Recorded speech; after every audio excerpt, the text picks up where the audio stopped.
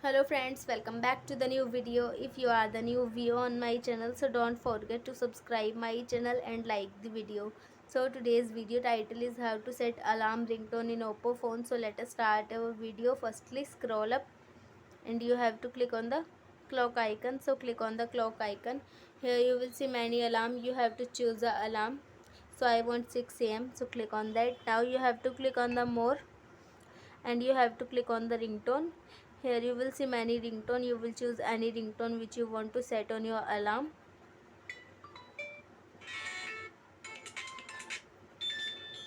I want that one, so click on that. Now you have to click on the back option and here you will see in this way ringtone is alarm on set on a mobile phone in this way.